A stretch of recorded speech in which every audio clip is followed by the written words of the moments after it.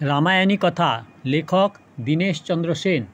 মূল রামায়ণের লেখক মহর্ষি বাল্মীকিজি যেভাবে রামায়ণের সমস্ত চরিত্রকে চিত্রণ করেছেন, দীনেশচন্দ্র সেন মহাশয় সেই চরিত্রগুলি আলাদা আলাদাভাবে আমাদের সামনে নিয়ে এসছেন।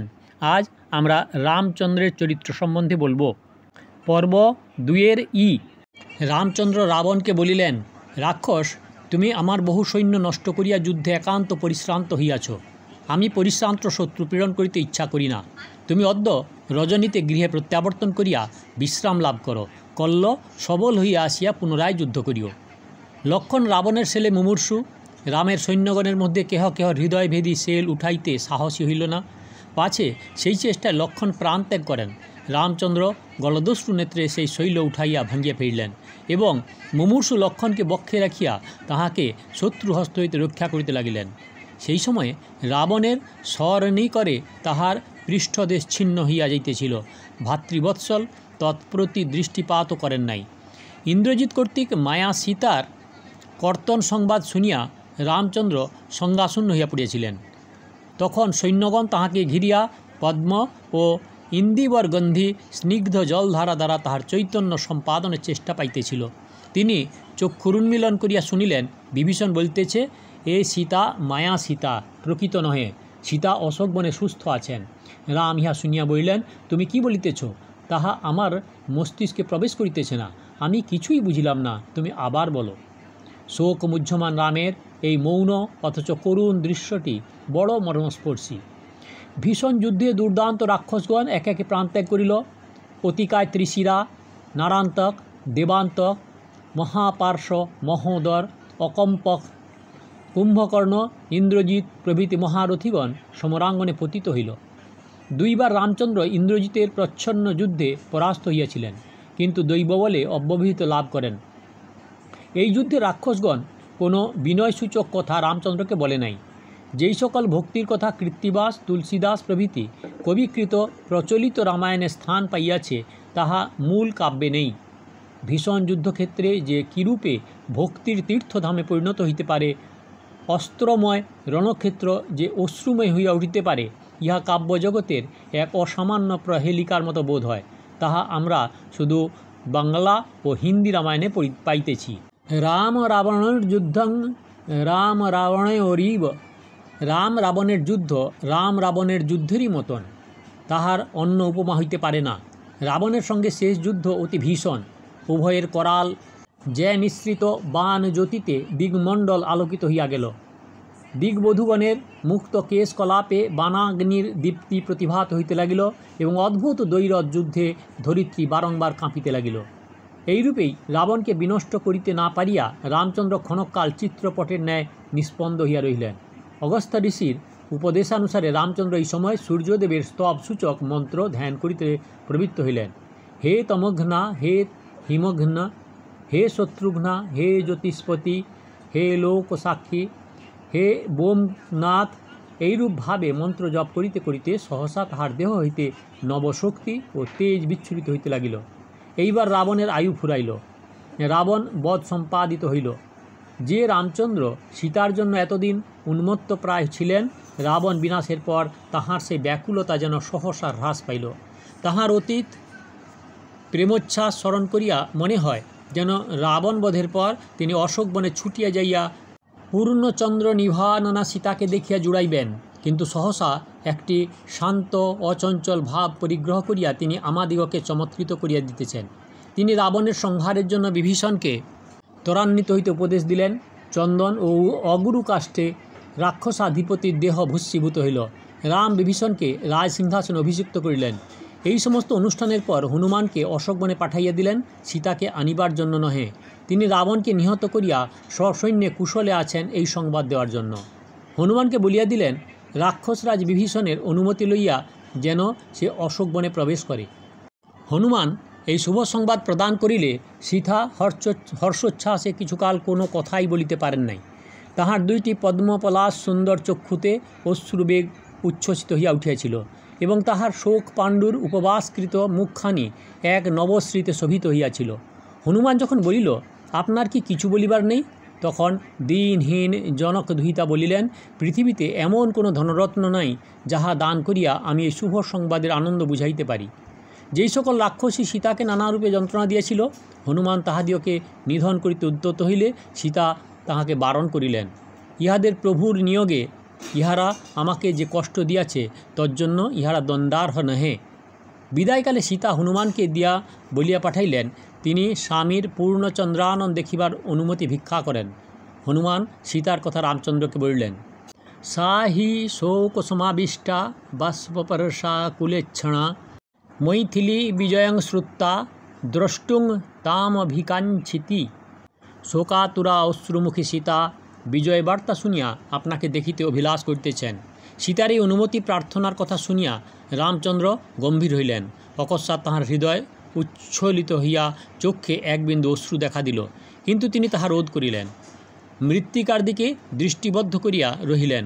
তখন একটি গভীর মর্মবিদারী শ্বাস ভূতলে পতিত হইল। তৎপর বিভীষণের দিকে দৃষ্টিপাত করিয়া বলিলেন, সীতার কেশকলাপ উত্তম রূপে মার্জনা করিয়া তাহাকে সুন্দর বস্ত্রালঙ্কারে সজ্জিত করিয়া এখানে আনিতে অনুমতি করুন, আমি তাহাকে দেখিতে ইচ্ছা করি। বিভীষণ স্বয়ং রামের কথা সীতাকে জানাইলে অশ্রুপূরিত চক্ষে সীতা বলিলেন, অস্নাতা দ্রষ্টুমিচ্ছামি ভর্তারং রাক্ষসেশ্বর। আমি যেভাবে আছি এইরূপ অস্থান অবস্থায় স্বামীকে দেখিতে ইচ্ছা করি। কিন্তু বিভীষণ বলিলেন, রামচন্দ্র যেরূপ অনুজ্ঞা করিয়াছেন সেইরূপভাবে কার্য করাই আপনার উচিত। তখন জটিল কেশকলাপের বহু দিনান্তে মার্জনা হইল। দিব্যাম্বর পরিধানপূর্বক সুন্দর ভূষণাদিতে বিভূষিত হইয়া আলোক সামান্না শ্রীশালিনী সীতাদেবী শিবিকারোহণ করিয়া চলিলেন। সীতাকে দেখিবার ইচ্ছায় শত শত বানর ও রাক্ষস শিবিকার পার্শ্বে ভিড় করিল। বিভীষণ তাহাদিওকে অজস্র বেত্রাঘাত করিতে লাগিলেন।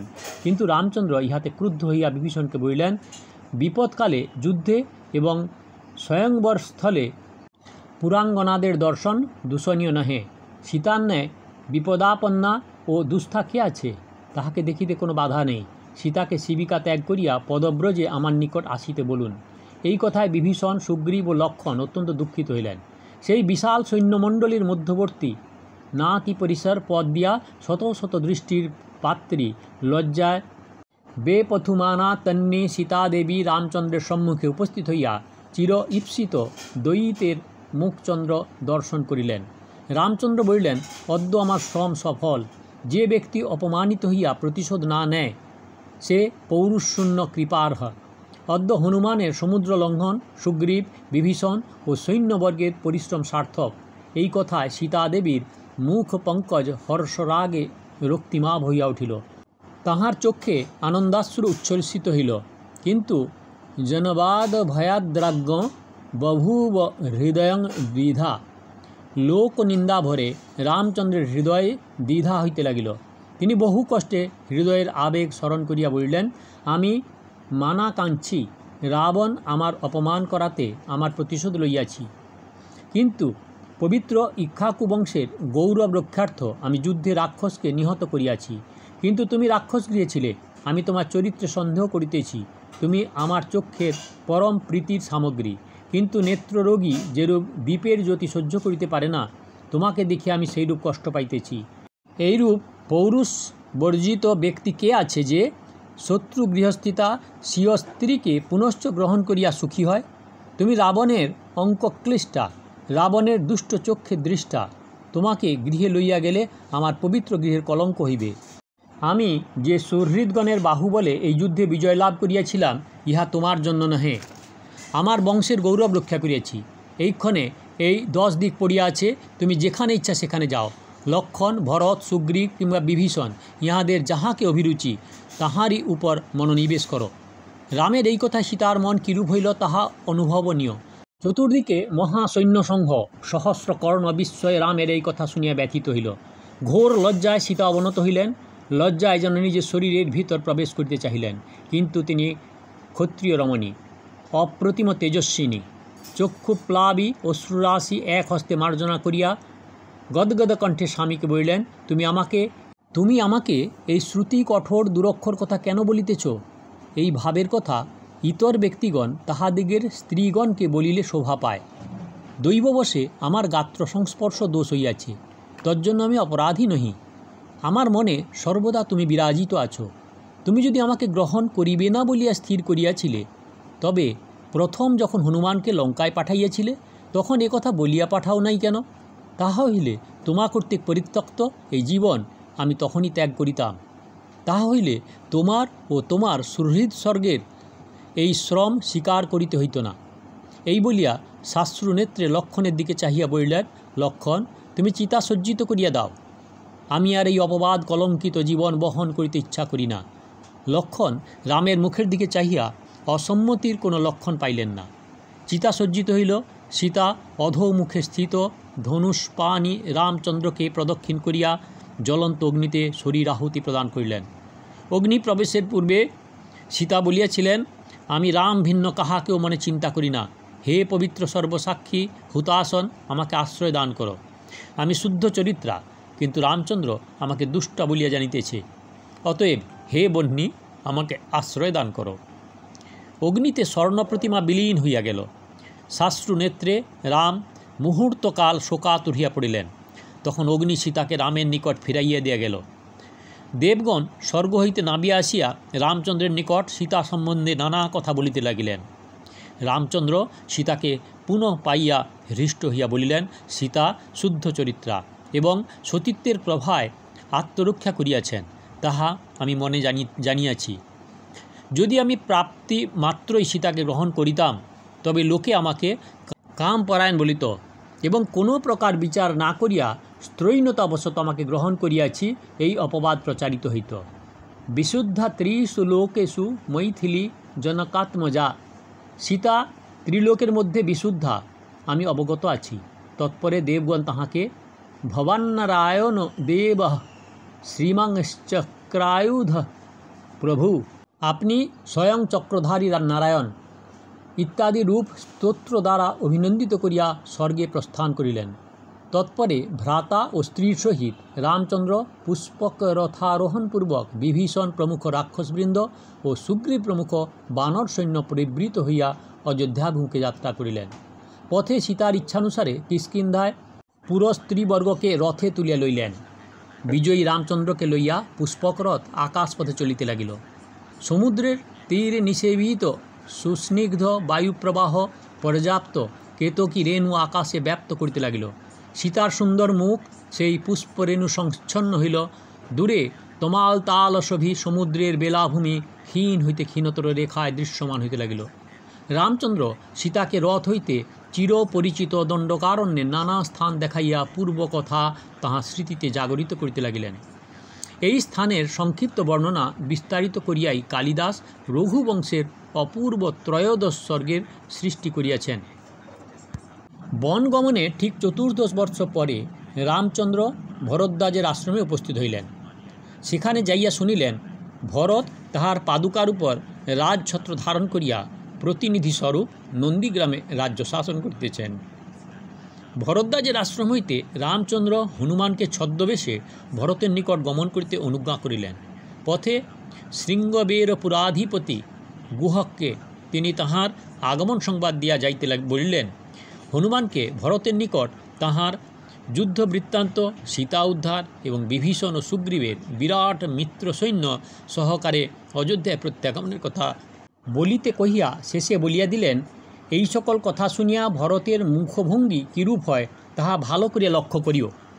কোনরূপ অপ্রীতিব্যঞ্জক ভাব লক্ষিত হইলে তিনি অযোধ্যায় যাইবেন না। দীর্ঘকাল ধনধান্যশালিনী ধরিত্রী শাসন করিয়া যদি তাহার রাজ্য কামনা হইয়া থাকে, তাহা হইলে ভরতকেই রাজ্য প্রদান করিবেন। হনুমান পথে গুহক রাজকে রামাগমনের শুভ সংবাদ বিজ্ঞাপিত করিয়া অযোধ্যা হইতে 1 ক্রোশ দূরবর্তী নন্দীগ্রামে উপস্থিত হইলেন। সেই স্থানে যাইয়া দেখিলেন ভরত দীন, কৃশ এবং আশ্রমবাসী। তাহার শরীর অমার্জিত ও মলিন, তিনি ভাতৃদুঃখে বিষণ্ণ। তাহার মস্তকে উন্নত জটাভার এবং পরিধানে বলকল ও অজিন। তিনি সর্বদা আত্মবিষয়ক ধ্যানমগ্ন এবং ব্রহ্মর্ষির ন্যায় তেজযুক্ত। পাদুকার রাজবৈভব নিবেদন করিয়া বসুন্ধরা শাসন করিতেছেন। হনুমান যাইয়া তাহাকে বলিলেন, বসন্তং দণ্ডকারণ্যে ইয়ং তং চিরজটাধরম অনুশোচসি কাকতস্থং স তং কুশলম ব্রবৃত। দণ্ডকারণ্যবাসী চিরজটাধর যে অগ্রজের জন্য আপনি অনুশোচনা করিতেছেন, তিনি আপনাকে কুশল জানাইয়াছেন। রামের প্রত্যাগমনের সংবাদে ভরতের চক্ষে বহুদিনের নিরুদ্ধ অশ্রু উচ্ছ্বসিত হইয়া উঠিল। সমস্ত ভোগ বিলাস পরিত্যাগ করিয়া জটিল মলদিগ্ধাঙ্গে তিনি যাহার জন্য এতদিন কঠোর পরিব্রজা পালন করিয়াছিলেন, যে রামের কথা স্মরণ করিয়া তাহার হৃদয় শতদা বিদীর্ণ হইয়াছে, এই 14 বর্ষব্যাপী কঠোর ব্রত পালনের ফলস্বরূপ সেই রামচন্দ্র গৃহ প্রত্যাগত হইতেছেন, এই সংবাদ শুনিয়া তিনি সাশ্রুনেত্রে হনুমানকে আলিঙ্গন করিয়া অশ্রুজলে তাহাকে অভিষিক্ত করিলেন এবং তাহার জন্য বহু প্রচারের সহিত বিবিধ মহার্ঘ পুরস্কারের ব্যবস্থা করিলেন।